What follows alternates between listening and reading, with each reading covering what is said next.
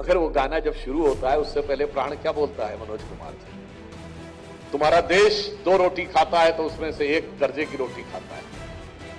What is the contribution of India? India's contribution to the world is 0, 0 and 0। ये 1970 का दशक। आज IMF की चीफ क्रिस्टीना जॉर्जिएवा ने लास्ट ईयर कहा कि India's contribution to the global growth is going to be 15%। Morgan Stanley ने अभी अपनी रिपोर्ट दी है और उसने कहा है कि नेक्स्ट डिकेड में, क्रिस्टीना जॉर्जिएवा ने नेक्स्ट ईयर के लिए कहा, उसने कहा नेक्स्ट डिकेड में भारत वर्ल्ड की ग्रोथ में 1/5 कंट्रीब्यूशन करके वर्ल्ड का ग्रोथ इंजन बनने जा रहा है। और इसी के साथ सिर्फ इतना ही नहीं है, नई टेक्नोलॉजी की एडेप्टेबिलिटी कैसे हो रही है। आज एआई का जो ग्लोबल समिट हुई पेरिस में, तो इमैनुअल मैक्रॉन के साथ प्रधानमंत्री श्री नरेंद्र मोदी जी को चेयर बने, यानी भारत वर्ल्ड में की एआई समिट में को प्रेसिडेंट बनकर खड़ा है। एआई के एडॉप्शन में भारत दुनिया के सबसे अग्रिम देशों में से एक है, 5G रोल आउट में सबसे फास्टेस्ट देशों में से एक है। ये नए भारत का नया स्वरूप उभरता हुआ सामने आ रहा है। और इतना ही नहीं है, इसी के साथ साथ हम 16 करोड़ से अधिक लोगों को, ये वर्ल्ड बैंक ने कहा है कि हमने एक्सट्रीम पॉवर्टी से बाहर निकाला। जो अभी आईएमएफ ने एक डाटा दिया है उसके अनुसार जो असमानता होती है, यानी सबसे रिचेस्ट लोग हैं और सबसे जो पुअरेस्ट लोग हैं, उस असमानता क्रमांक में भारत बड़ी अर्थव्यवस्थाओं में सबसे बेहतर स्थिति में है, अमेरिका और चीन से कहीं बेहतर। अर्थात अगर हमारे देश में समृद्धि आ रही है तो हम यह भी सुनिश्चित कर रहे हैं, जिसे हम एक जमाने में जब हमारी सरकार नहीं थी तो हम कहते थे, उगा सूर्य कैसा कहो मुक्ति का ये, उजाला करोड़ों घरों तक न पहुंचा। तो अब करोड़ों घरों तक उस उजाले को पहुंचाने की व्यवस्था सुनिश्चित की जा रही है। आज भारत उस स्थिति में है कि हम चौथी बड़ी अर्थव्यवस्था है, चौथे बड़े स्टॉक एक्सचेंज, तीसरे बड़े ऑटोमोबाइल के मैन्युफैक्चरर, तीसरे बड़े एविएशन इंडस्ट्री हैं, दूसरे बड़े मोबाइल हैंडसेट के मैन्युफैक्चरर हैं, और इंफ्रास्ट्रक्चर में इन्वेस्ट करने वाले नंबर 1 के देश हैं, डिजिटल ट्रांजैक्शन में नंबर 1 के देश हैं, और चांद के अछूते कोने दक्षिणी ध्रुव को छूने वाले दुनिया के पहले देश हैं। और दक्षिणी ध्रुव को जब हमने छुआ है तो सिर्फ वो एक साइंटिफिक अचीवमेंट नहीं है, उसके साथ दुनिया को एक संदेश भी दिया है। प्रधानमंत्री श्री नरेंद्र मोदी जी ने उस पॉइंट का नाम क्या रखा है? हर देश को अधिकार है जिस पॉइंट पे वो पहुंचे उस पॉइंट का नाम रख सकता है। पिछली सरकार ने चंद्रमा में जहां पहुंचे तो उनका नाम नेहरू जी के नाम पे रखा था, मगर प्रधानमंत्री श्री नरेंद्र मोदी जी ने उस पॉइंट का नाम पॉइंट शिव शक्ति। यह एक संदेश है पूरी दुनिया को, दुनिया की जितनी सभ्यताएं संस्कृतियां हैं वहां पर ईश्वर सिर्फ पुरुष है, स्त्री तत्व का कोई स्थान नहीं है ईश्वर में। God is only masculine, there is no feminine element in God. मगर हमारे यहां शिव भी है और शक्ति भी है। अर्धनारीश्वर की कल्पना सिर्फ हमारे यहां है। तो भारत ने दुनिया को यह संदेश दिया है कि हम दुनिया के एकमात्र देश हैं जो अनादिकाल से आज तक उस परंपरा का पालन करते हैं, शिव और शक्ति दोनों को समान रूप से पूजते हैं। वैसे वो लोग सिर्फ समानता की बात करते हैं तो आगे रखते हैं। हमारे यहां जो भगवानों के नाम हैं, गौरी शंकर है, गौरी पहले शंकर बाद में, लक्ष्मी नारायण, लक्ष्मी पहले नारायण बाद में, सीताराम, सीता पहले राम बाद में, राधे श्याम, राधा पहले श्याम बाद में, और माता पिता, माता पहले पिता बाद में। अब एक और बात समझिए, यह बात केवल हम हवा में नहीं कह रहे हैं। हमारे यहां कहा जाता मातृशक्ति। मातृशक्ति इसलिए कहा जाता है कि आप सब ने जिन्होंने भी फंडामेंटल साइंस पढ़ी होगी, अगर थोड़ी बहुत भी बायोलॉजी या केमिस्ट्री पढ़ी होगी, तो जो हमारी सेल है, सेल के अंदर जो पावर हाउस ऑफ एनर्जी किसे कहते हैं? माइटोकॉन्ड्रिया। और जाके चेक करिएगा, माइटोकॉन्ड्रियल डीएनए सिर्फ मदर से आता है, फादर से आता ही नहीं। और इसीलिए जब सृष्टि के निर्माण की बात होती है, हमारा नया वर्ष शुरू होता है चैत्र शुक्ल प्रतिपदा को, तो फंडामेंटल साइंस क्या कहती है? यूनिवर्स का क्रिएशन तब शुरू होगा जब सबसे पहले एनर्जी आएगी, इनिशिएशन ऑफ एनर्जी होगा। तो इसलिए सबसे पहले शक्ति की आराधना नवरात्र के द्वारा हमारा नया वर्ष शुरू होता है। तो सेल के अंदर से देख लीजिए या यूनिवर्स तक देख लीजिए, शक्ति मात्र ही होती है, इसलिए मात्र शक्ति हमारे यहां कहा जाता है। भारत का यह स्वरूप एक नया संदेश पूरी दुनिया को दे रहा है। मगर इसी के साथ साथ जो आज का जैसे प्रश्न है, पूरी दुनिया में कुछ चिंता की लकीरें भी खड़ी हो, क्योंकि अभी तक लोग कहते थे सभ्यता, संस्कृति, ज्ञान, इसमें तो भारत के पास बहुत कुछ है, मगर पावरफुल कंट्री नहीं है। क्योंकि दिनकर जी ने कहा था, ये जग नहीं सुनता निर्बल जनों का शांति प्रवचन, ये जग नहीं सुनता निर्बल जनों का शांति प्रवचन, शीश है उसको झुकाता जो कर सके रुपमान पर। यानी दुश्मन को जो झुका सके उसकी बात कोई सुनता है। और जब से हमारी सरकार आई, उसके आने के बाद क्या परिवर्तन हुआ? अगर उरी हुआ तो सेना ने, आर्मी ने जाकर सर्जिकल स्ट्राइक, यदि पुलवामा हुआ तो एयरफोर्स ने जाकर बालाकोट पे स्ट्राइक किया, और यदि पहलगाम हुआ तो ऑपरेशन सिंदूर में जाकर नो टच वॉर के द्वारा पाकिस्तान के 11 एयरबेस के ऊपर अटैक। यानी वो दिन गए जब भारत सॉफ्ट पावर माना जाता था, वो सॉफ्ट स्टेट माना जाता था। सॉफ्ट पावर तो है, the era of India soft state is over, क्योंकि अब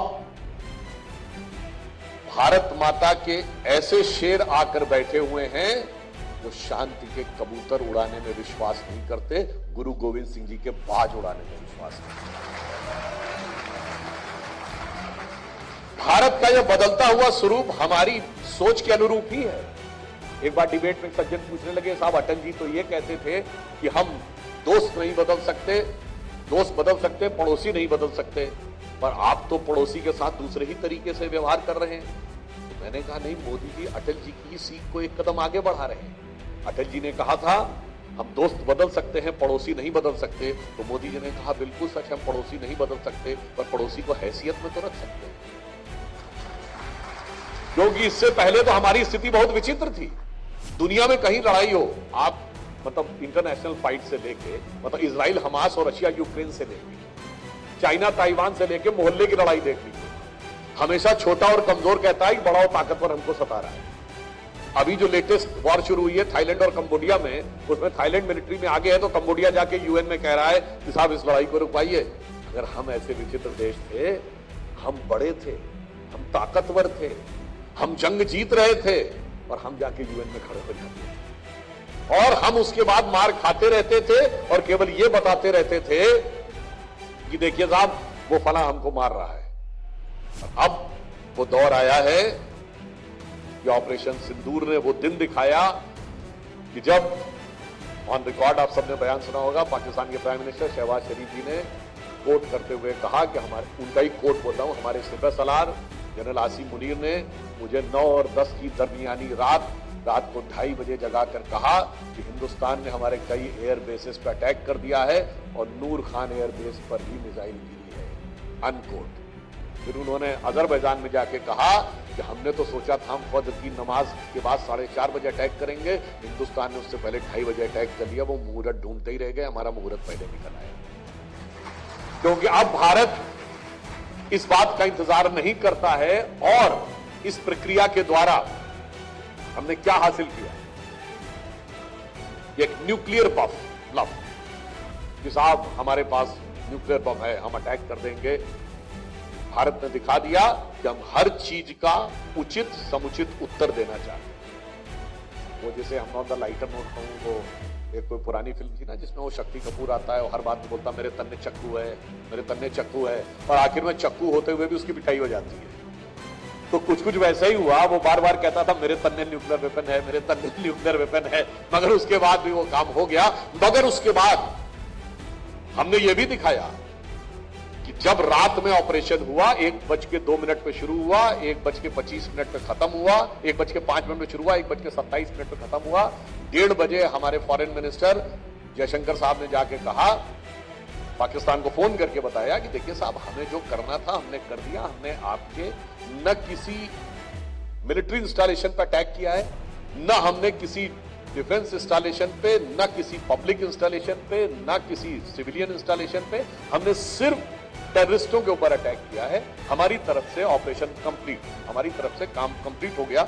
अब अगर आप बढ़ाना चाहें, वो समझ नहीं पाया ये उनके लिए ट्रैप था। क्योंकि अब उसके बाद अगर उसने अटैक किया, इसका मतलब उसने आतंकवादियों को ऑन कर दिया। और उसके बाद तो फोटोएं दिखी कि उनके नमाज़े जनाजा में पाकिस्तान के आर्मी के चीफ और पुलिस के लोग जाके खड़े हुए हैं। यानी हमने दुनिया के सामने स्टेट एक्टर और नॉन स्टेट एक्टर का जो पर्दा डाल रखा था, जो नकाब डाल रखा था पाकिस्तान ने, उसको उठाने में सफलता हासिल। अब उसके बाद यह भी बात को समझना चाहिए कि हमें यह भी समझना है कि हम चौथी बड़ी अर्थव्यवस्था के रूप में उभर रहे हैं। अगर हम रशिया और यूक्रेन की तरह एक लंबी लड़ाई में उलझ जाए, हमारे बहुत से विरोधी ये चाहेंगे कि भारत परपेचुअल लड़ाई में उलझ जाए। और उसके बाद ट्रेड वॉर जो पूरी दुनिया में चल रही है, उसके चलते हुए चाइना से बहुत सी फैक्ट्रीज जो शिफ्ट होकर भारत की तरफ आने की संभावना है, वो भारत के अंदर का वातावरण देख के रुक जाए। इसलिए हमने अपना काम भी किया। जो प्रधानमंत्री जी ने कहा, खून को गर्म पर दिमाग को ठंडा रखकर काम करता हूं। तो भारत के लॉन्ग टर्म इंटरेस्ट किस चीज में थे, उस पर भी भारत ने बहुत प्रभावकता से काम करने में सफलता हासिल की। और हम सब ने देखा कि आज इंटरनेशनल लेवल के ऊपर अभी एससीओ की समिट हुई, तो आतंकवाद को लेकर उसमें प्रस्ताव पारित हुआ। उन देशों ने निंदा की। और आज भारत उस परिस्थिति में आकर खड़ा हुआ है कि हमें रशिया से S-400 मिसाइल मिला, anti missile system, despite the fact कि हम क्वाड के मेंबर हैं। क्वाड जानते हैं ना, 4 देशों का समूह जो पैसिफिक में बना है, जिसमें भारत है, ऑस्ट्रेलिया है, जापान है, अमेरिका है। रूस कभी भी ऐसे देश को नहीं देता, और जो देश रशिया से मिसाइल ले लेता उस पर अमेरिका प्रतिबंध लगा देता। We are the only country जिसने S-400 मिसाइल सिस्टम दिया। उसके बाद भी अमेरिका ने सैंक्शंस नहीं लगाए। और तो और छोड़िए, उसके बाद अमेरिका ने हमसे प्रीडेटर ड्रोन देने का कॉन्ट्रैक्ट कर लिया, जो नेटो के अलावा उसने किसी कंट्री को नहीं दिया। यह भारत की दक्षता का प्रमाण है। और बदले हुए वक्त की पहचान यह है कि बताइए, अभी परसों इंग्लैंड ने हमारे साथ फ्री ट्रेड एग्रीमेंट किया।